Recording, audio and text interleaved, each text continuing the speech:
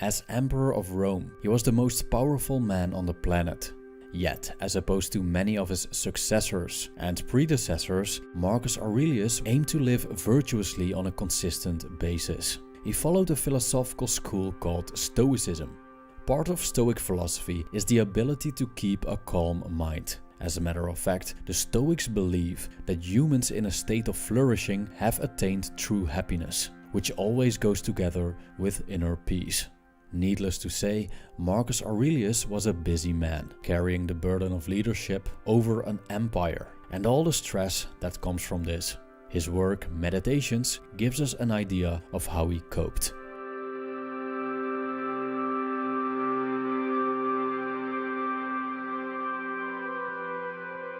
Marcus Aurelius is famous for his negative visualization, which modern Stoics use as a meditative practice to start the day. Since I've got a separate video about this, I would like to focus on his lesser known teachings that we can use as practical advice for more tranquil lives. The first one is very simple. Do less. It's a no-brainer, right? In order to become calmer, we should simply do less. Now, it's important to mention that the Stoics hold productivity in high regard, as they see it as a virtue to be industrious. On the other hand, moderation is a virtue as well. So how exactly should we do less when we're supposed to be industrious? Marcus Aurelius observed that people do many things that aren't necessary. In the current age, we have access to almost unlimited entertainment, so it's very easy to get caught up in all kinds of non-productive activities.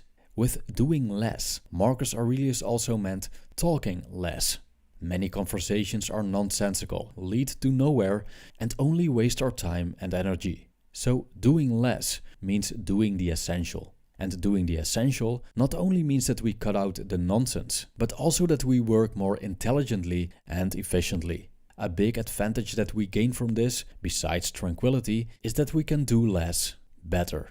Doing the essential consistently takes a mindful approach. I quote, "If you can eliminate it, you'll have more time and more tranquility. Ask yourself at every moment, is this necessary? But we need to eliminate unnecessary assumptions as well, to eliminate the unnecessary actions that follow." End quote. A good habit that helps to stay focused on our daily endeavors is making a list of tasks the night before. This way, we premeditate on what we have to do when we get up in the morning, which has a calming effect on the mind. Because when we design our days beforehand, there's one less thing for the mind to worry about. 2. Short escapes. In another video, I've explained that the Stoics aren't too fond of traveling for recreational purposes and don't see it as a good way to seek tranquility. The reason for that is that wherever we go, we take ourselves with us. So the effects of traveling are only temporary. Thus, as soon as the novelty subsides, we'll be confronted with our own minds again. Marcus Aurelius was critical of people seeking refuge from daily worries by traveling or residing in quiet places like the mountains or beaches. In his mind, this was an idiotic thing to do, because why should we travel when we can get away by going within? Nowhere you go is more peaceful, more free of interruptions than your own soul, he said. There's nothing wrong with changing scenery once in a while to facilitate our mental retreats, as long as we keep these escapes basic and brief. What Marcus Aurelius proposed reminds me a lot of meditation, or perhaps moments of reflection and contemplation in order to renew ourselves so we can calmly proceed our daily lives. He gave us 2 things to ponder over if we choose to briefly retreat in our minds. I quote, 1. That things have no hold on the soul. They stand there unmoving, outside it. Disturbance comes only from within, from our own perceptions. And 2, that everything you see will soon alter and cease to exist. Think of how many changes you have already seen. The world is nothing but change. Our life is only perception. End quote. Which brings us to the next piece of advice, which is remembering that all shall pass. The Stoics are infamous for remembering the frightening reality of life, that it's going to end. Memento mori means the remembrance of death, which is the ultimate acceptance that the changing nature of the universe also means the decay and vanishing of ourselves.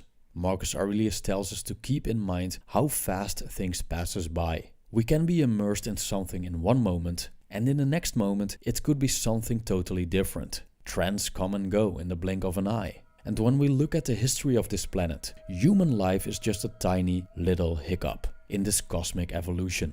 The fact that everything is in flux could be a source of anxiety because nothing is stable, and eventually we will be separated from our possessions and loved ones. But it can be a source of calm as well. The realization that everything is temporary means that there is no point in clinging to good times and being strongly averse to bad times.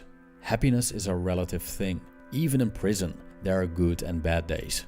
And even millionaires experience joy and suffering. This means that our inner world, thus the way we perceive our life situation and how we react to that, is also in flux.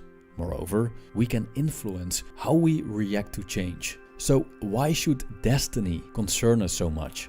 As Marcus Aurelius wrote, the infinity of past and future gapes before us, a chasm whose depths we cannot see. So it would take an idiot to feel self-importance or distress, or any indignation either, as if the things that irritate us lasted. Thank you for watching.